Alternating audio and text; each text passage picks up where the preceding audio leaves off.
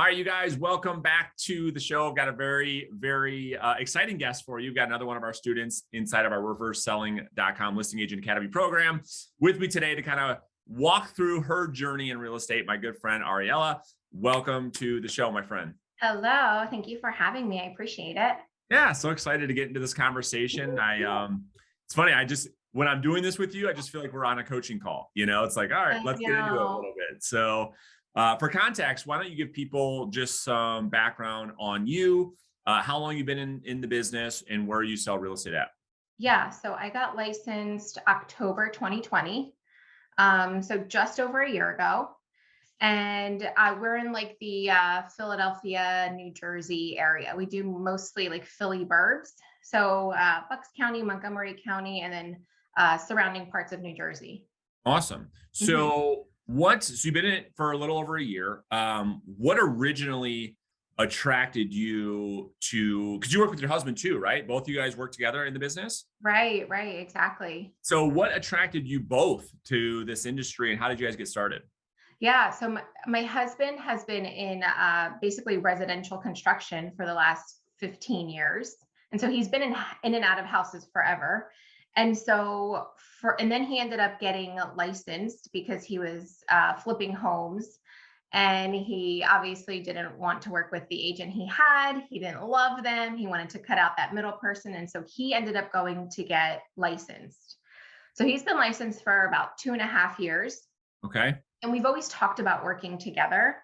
And it was just I needed time to adjust to the idea of doing real estate because I've obviously never done it. So it needed to be my thing because I had my own business prior. And so that, like, I had a baby business and he had his, and I needed to wait to make that leap until I felt like it was my decision, not his decision. Yeah, that makes sense. And so I am always really curious to understand because everybody comes into the business for many different reasons. If you could think back, to the thoughts that you had before you even got in the business, what was it that helped you make that decision to say, yeah, you know what, this is the route I want to go with my career? Yeah, so maybe I should back up. I would call myself a serial entrepreneur. So I've been a cosmetologist for 12 years. I was doing hair. I have a shop, and we essentially focused on bridal hair and makeup. And so at some point, I had a team of 12 girls, and it was great, but it was also something that I've done 12 years ago, and I'm not 20 anymore. And my life just looks drastically different than when I started. And so I was looking for a change. I had signed up for real estate school at the end of 2019, and then COVID hit, so that got delayed. I think I was just looking for a change of pace. I was looking for something different, but still aligned with our family and still ensure that I was working for myself, essentially. Yeah, I was just going to say that. Like, it still kept you working for yourself. You still stayed self-employed, and it gave you a change that I think you were looking for. So, Yeah. do you recall? And I'm curious to find out too. A lot of people that get into the business, they have like this kind of aha moment where getting into it, they thought that real estate was one thing, and shortly after, they realized it was something completely different. Did that happen to you, or did you kind of know what you were getting into because you were self-employed before? But was there any moment where you're like, "Oh my gosh, I didn't realize real estate was fill in the blank"? Like, was there that moment for you at all? Yes and no. So when I first got into it, I for sure thought that I was like, I've been in business. I know how to run a business. I have systems. I've worked with people. I've communicated with people. It'll be easy peasy. But then I didn't get the business because I just assumed that, like, I mean, I had a database of over 500 people of brides that I had done. So I'm like, oh, they're getting married. They're buying a house around the same time. And so I thought that it would just come like magically. I didn't realize it was a legit sales job. And I've come from a career where I was kind of selling myself. I used to connect with wedding vendors and try to get like on their recommended vendor list. So I've made those connections. I just didn't know how to do it in the space of real estate. Like, I didn't know how to communicate it. like at all, at Yeah. all. So I didn't realize it was a sales job that I have to proactively go and find the business, I guess, until I got into it. Yeah, makes sense. I mean, that right there, what you just said, I think is, to be fair, is what I think most people think when they get into the business. They think they're going to get in to real estate thinking like it's an inbound service type business. But what you found, and I'm curious, like, well, you guess you just said it. Like, you believe that this is absolutely a sales business, and anybody that comes to you or your husband that says, "Hey, I'm thinking about getting into real estate," do you tell them like, "Wait a minute, dude, like this is a sales business. It's not maybe what you think." Is that your position on this industry at this One point? 100%, because I for sure exactly what you said, thought it was service based. And I was like, I got this. I know how to Yep. service people. And I mean, a huge part of it is still serving people, but that's not what comes first. That's right. And I want to unpack that for a second. So in many of my conversations, we throw around all types of like percentages, but I want to hear it from you. I'm going to try to not influence the number as much as I can, but I'm curious, what percentage do you like if you were talking to somebody who says, "Hey, I want to get into business, into real estate," what percentage of the time do you think is spent in cultivating and generating business and servicing the clients that you actually do good, that you do have? Like, how would you break Yeah. that up? I would say about 70 to 80% is sales. Yeah. Anything that follows that is like immaculate service. Yep. That I would agree with you. Like I call it like 80/20. Like Okay. 80% of the job in real estate is looking for clients. And then 20% of it is servicing the clients that you do get. But I think people that aren't in the industry think of it like 100% of just being the practitioner, just working with the client.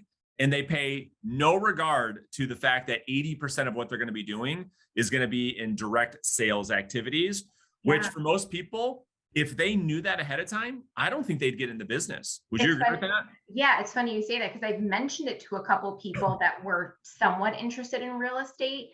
And I almost feel like I scared them away, not Right. intentionally, but just because I'm like, full transparency, this is what it looks like. Yeah. What do you think? Why do you think there's such like a mystery, in our industry, in our space? Why isn't there more transparency on what real estate is and what it is not? Yeah, I think it is social media. I think it is reality TV. I think that um, people make it look a lot sexier than it is. That's what I think it is. And I think that people aren't super transparent. And I think even like going back to school, like when I think about schooling for real estate, no one's mentioned any of this at Yeah. all, like at all. Um, and so that's what I really think it is. I think it's just a perception through social media and what people really think it looks like. Yeah, I think you're right. I think people in the industry have to take a position that like, because it's very difficult for people to like be transparent, be honest about their situation. It's like the world of social media. Like, we all look a certain way. And then when we post stuff, there's all these filters and all that stuff. I think that's what it is. Like, it's very difficult for most of the real estate agents, to be honest. Like, you're not going to catch them posting on Instagram to say, "I only sold 2 houses this year. I struggled very, very badly. This business is beating me up. I worked a ton of hours. I don't get paid a lot." Like, you don't see any of that. That's the reality. You just see like Yeah. closing day and like the filters, and I'm beautiful and I make all this money. And that perception, to your point, I think is what people outside of the industry take to be the truth. Then they get Yeah. into it and find out, wait a minute, to your point, no one told me this. Like, this is a Wizard of Oz moment. I just pulled back the curtain and I saw the truth. And I think that's what causes the high failure rate. Would you agree? I agree. And interestingly enough, I actually think that if people were more transparent, they would get more business. Tell me about that. What do you mean? So I think that in a world where people are used to putting up a front and showing, all the pretty things, but not so much the things that didn't get them to where they were, Oh, yeah. I think that transparency through social media is more relatable. to normal buyers and sellers, just real life people. And so I think that would essentially attract more business. And so for us, I think we try to do a balance of both, of what our daily life looks like. And it's not always pretty. And sometimes we're working in our pajamas, but we're working. So Yeah. it looks different every day. So you're saying being more authentic, right? As 100%. brings people, that makes a lot of sense. I agree 100%. So Yeah. let's break down your business. So when you first got started a year ago, you had this aha to say, wow, the business isn't just coming to me like I thought it was going to. I have to go out there and get the business. What were you doing in the beginning to generate new opportunities? Yeah. So what we partially thought was going to happen was that my husband and his partner were going to purchase properties, flip them. I would be the agent on the selling side. Got it. 2020 hit, life kind of turned upside down. And so the week I got my license, I did end up selling a house through my husband's friend who's an investor. So that ended up kind of working out kind of cool. I had like a little bit of business here and there. I sent out like a just sold postcard and got another listing. Like it was just, it felt lucky, I guess I could say. I was doing a lot of perfecting the business before actually trying to generate business. Like when I've heard people say cold calling, I'd be like, that will never, ever be me, ever. There were people in my office that were doing it. And I'm like, I can't, like, that feels yucky. I can't do it. I was doing a lot of I have a lot of background in social media through a different previous entrepreneurial business. And so a lot of social media, a lot of just content writing, things that weren't moving the needle, essentially. So let's stop there, because that is so, like, that's the story that I've made a career in, is what you're talking about right now. So let me unpack this the best way that I possibly can. So first off, I think that there is a myth. So we talked about one myth of like what most people think real estate is, and that it isn't. It absolutely, we've established that it's a sales business. You agree. Yep. The second thing is, once you get into the business, the second big, huge myth, the big debate, if you will, is that sales activities, be it cold calling or prospecting, I want to define the two in a second, is an old school, negative, dirty, looked down upon activity, and that the sexy social media is the way in which you get business. I don't want to put words in your mouth, but the position that I take is that if an agent's just going to think that they're going to post some stuff on social media and succeed in this business, boy, are they wrong. And is that the same position that you share as well? Yes, I do think that they're wrong thinking that social media is going to make them successful in business. However, I think if someone is doing social media for years and years and years, they'll maybe eventually become successful.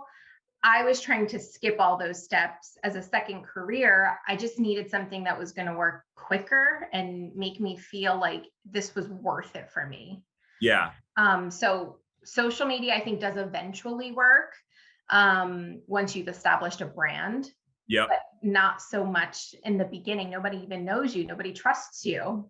Yeah. And I agree. I think social media is a very powerful tool. I mean, I use it a lot. It supplements all of my direct sales activities. It's a supplement. It's not the end all be all. Then the other thing is, when you thought of like cold calling, you had like this negative connotation towards it, which I understand. And here's the thing I want to make very clear in this podcast episode. I am also not a proponent of cold calling. Now, hear me out, because I believe that prospecting is different than cold calling. And here's why. I think cold calling, when I think of cold calling, my definition is picking up a phone and calling random human beings out of the blue for no reason, where we have no idea whether or not they want to buy or sell a piece of real estate. And that's very cold. Prospecting, to me, the difference is that we proactively reach out to a targeted list of homeowners where we already know the likelihood of them having a need for a real estate agent is already there.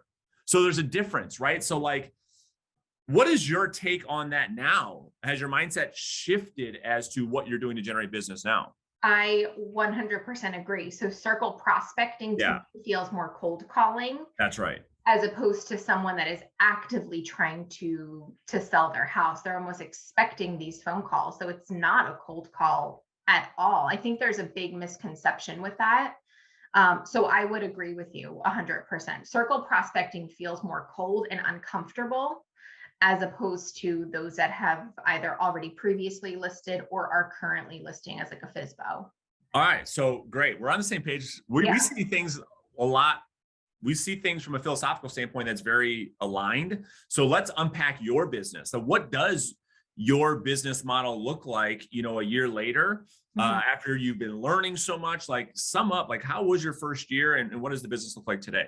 Yeah. So I wrote down numbers because I think numbers are really important. Yeah. So we started working together June of 2021. So roughly about 6 months ago. Yes. Prior to that, so let's just say from October 2020, when I started, to June 2021, when you and I had met, we had done about 8 transactions, which netted about like 36,000. Sure. And that was, again, very like random. Some of it was sphere of influence. Some was what I would consider a little lucky. Since June, so June, July, and August was kind of like dead in the water for me because I was like figuring things out. I was just kind of getting my feet wet. But I was making the calls prior to finishing the program because I was like, I just got to try it out. I got to try it out. And the reason I ended up joining is because I heard, of course, I watched you on YouTube. But previous to your YouTube channel, I had shadowed someone in my office that religiously cold calls. And I'm like, what is this about? So I literally just sat in her office for a couple hours. I was like, I just want to hear conversations. And they were good, but they didn't align with what was comfortable to me. Sure. And so then I started, researching on YouTube, found you. Prior to committing to the program, I had randomly made a phone call to an expired. I got an appointment. I didn't get the listing because I had no idea what I was doing. But I was like, I got an appointment. This is incredible. Right. Signed up for the program. So from June, July, and August, kind of dead in the water. I got my first FSBO in about September. And that's essentially what I was working only. I was just doing like free leads through Zillow. Yep. And just hitting FSBOs, going on a handful of preview appointments. As of about 2 or 3 months ago, I started dipping into like expireds and canceled, which I love. I probably spend most of my time there. And a lot of the expireds coincidentally end up being absentee owners or even FSBOs. Like it's kind of a combination of both. And so from June 2021, when we started working together up until yesterday, I would say, we've done 12 transactions that netted us about 77,000. That's phenomenal. I mean, that is a phenomenal difference because here's the thing. This is why I get so excited about the model in which you've learned through working together is that you're not exchanging money on your credit card for leads. You're generating all of this through a skill set, a mindset, an approach, a work ethic that I believe anybody is capable of. And that's why I like our model so much. Like you and I could pick up, move to anywhere in the country, run the same play, spend no money on marketing or advertising, and have great success. And so what advice would you give to a new real estate agent that is just kind of lost? They're in the business. They think all these different things. They're hearing all these different voices. They think they have to spend a bunch of money building a brand and marketing themselves to be successful.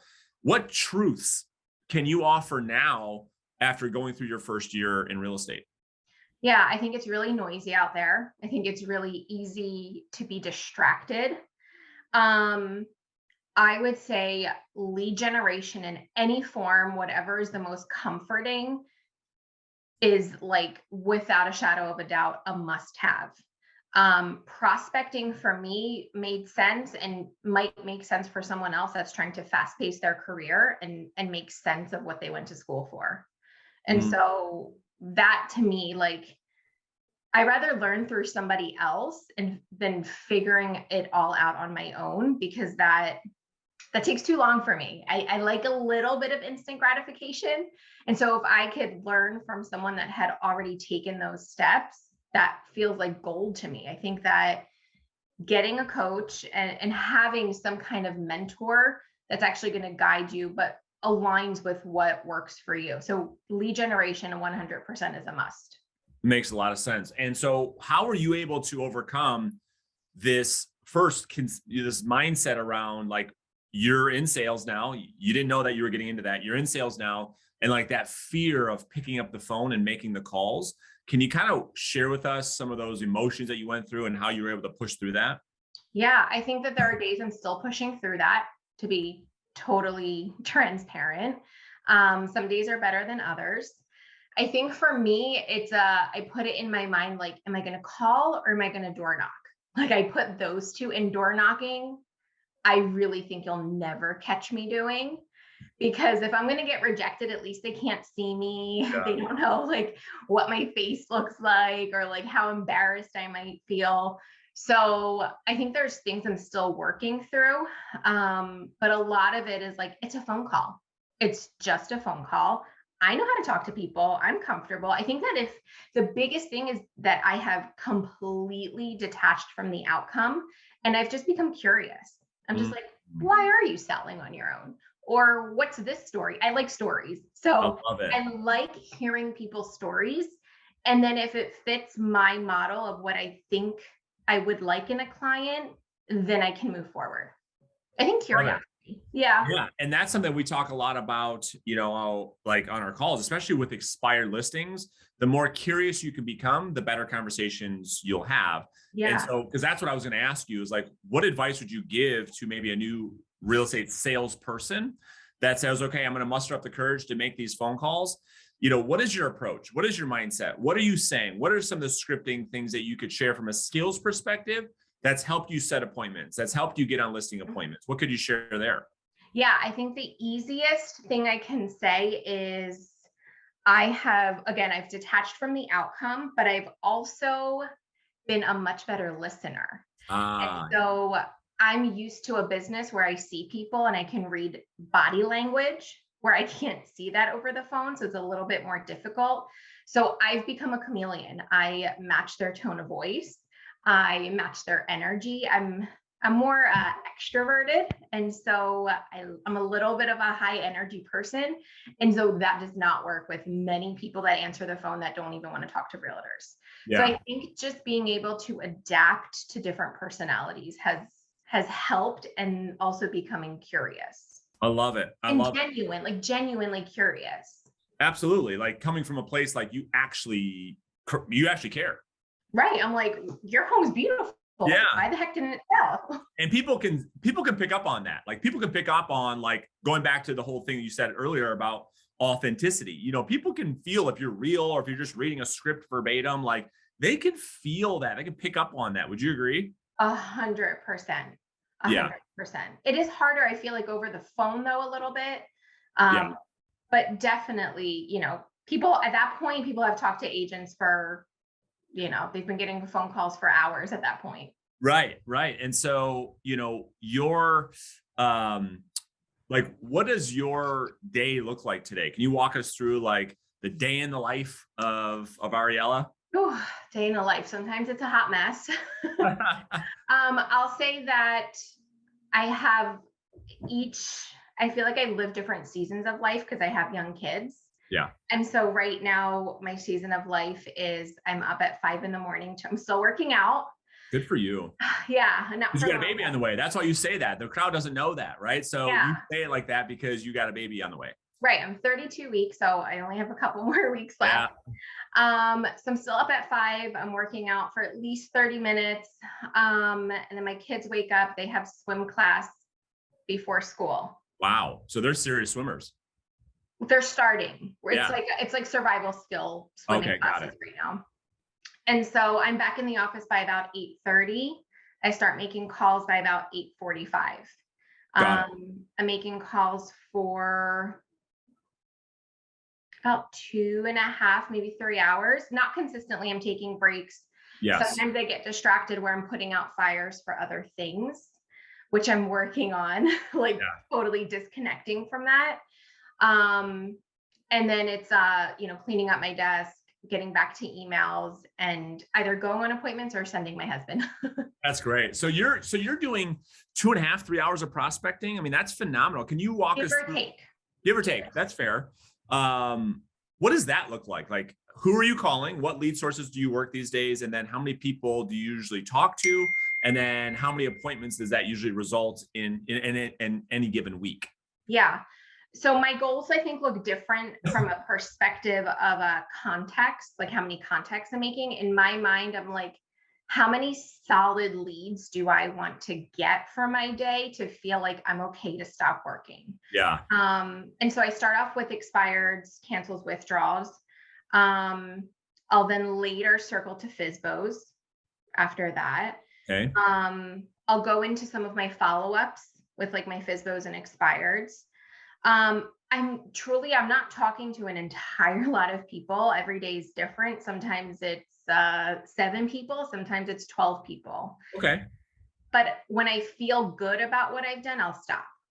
And so give us some context. Like if you talk to 7 or 10, 12 people, how many opportunities or leads come out of that 2.5 hours worth of work? Yeah, I'll either have about like 3 to 4 really great conversations that I know when I can follow up. Like there's actually a plan of action. I have an email address, or I've set up an appointment or two. So I'd like at least 2 to 3 appointments a week Yeah. to make me feel like, and they're like solid. Like I feel like I'm really making it known what I'm there for.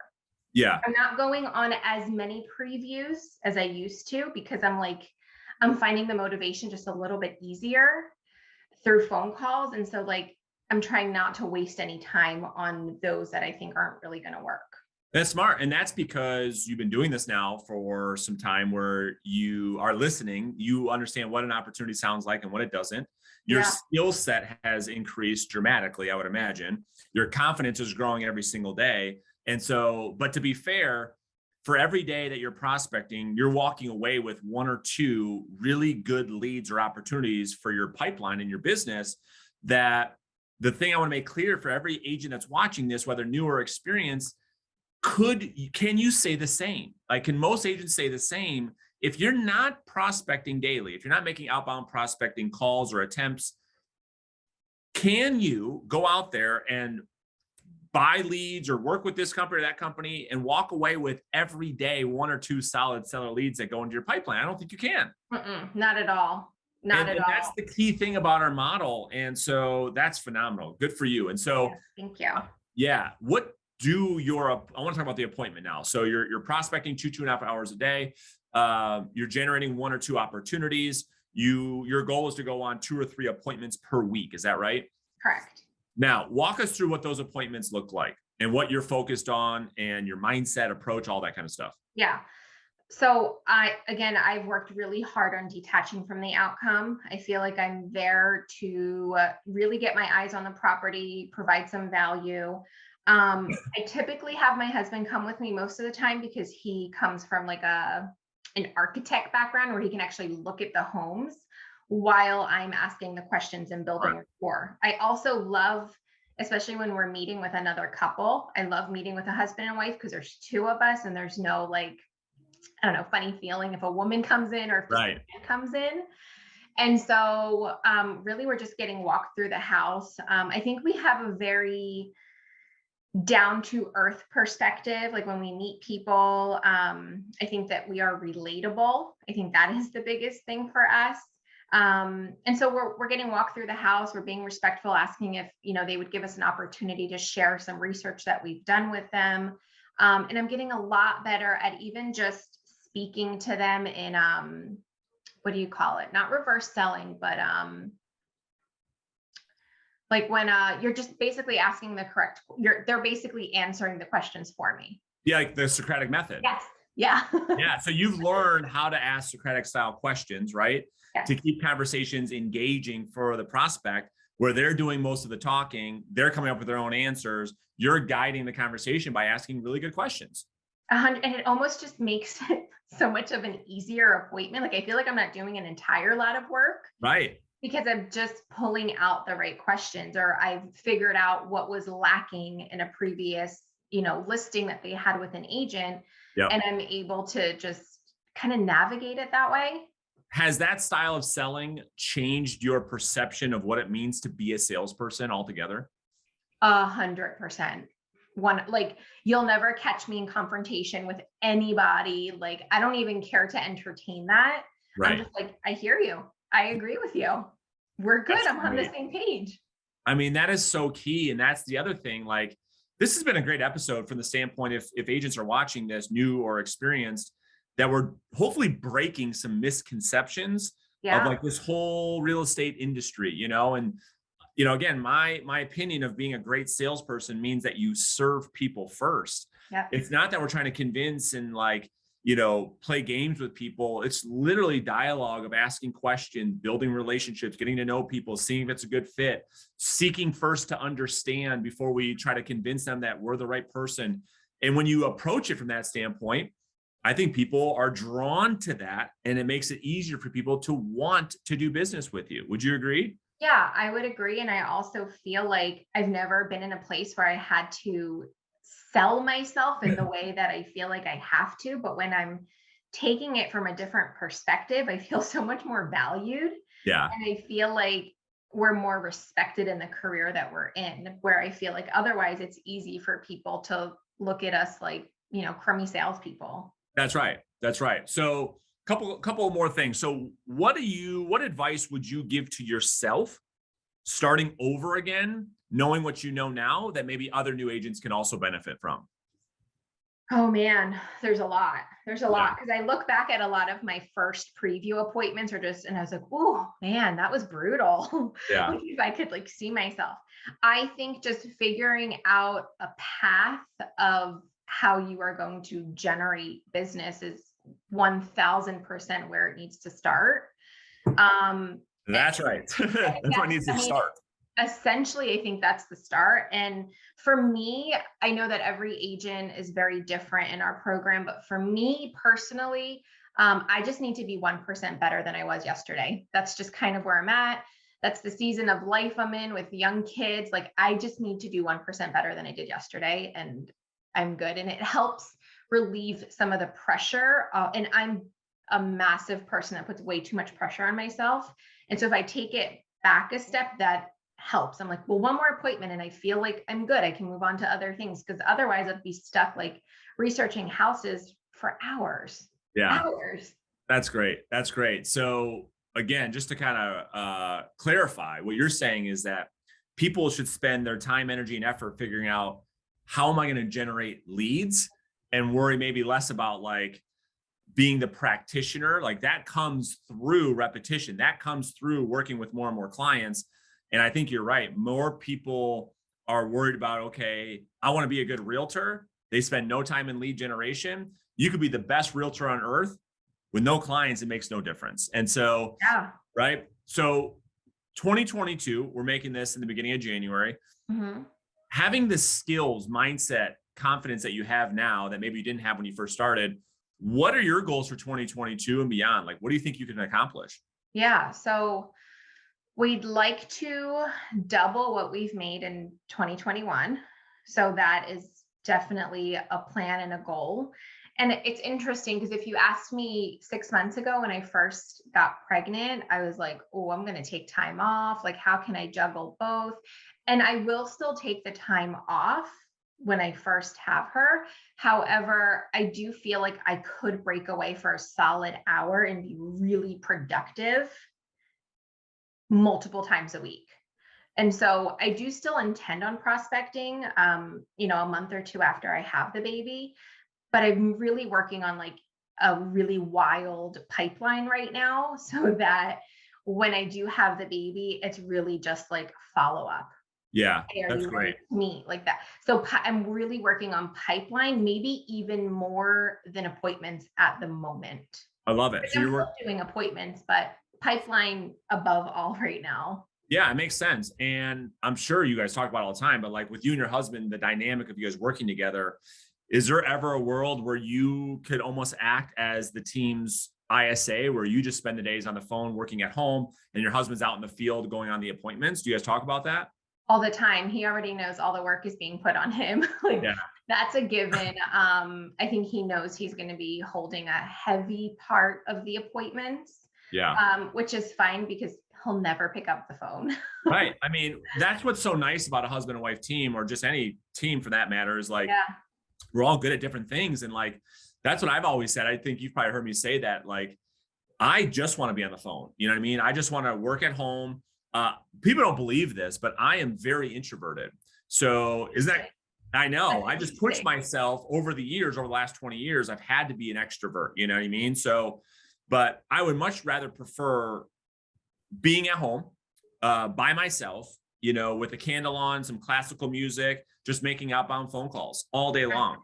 And then Yeah. somebody else going out there to meet people in real life, I would much prefer that world. So that's why anytime I talk to a husband and wife team, I'm like, you could really set that up nicely where someone's just setting so many great appointments at home, not having to worry about going out there and getting dressed Yeah. up and going on the appointment. So it It's could be funny. really, yeah, Yeah, it's funny you say that because I've justified it so many times. I'm like, it's going to take you 10 minutes to get yourself really presentable.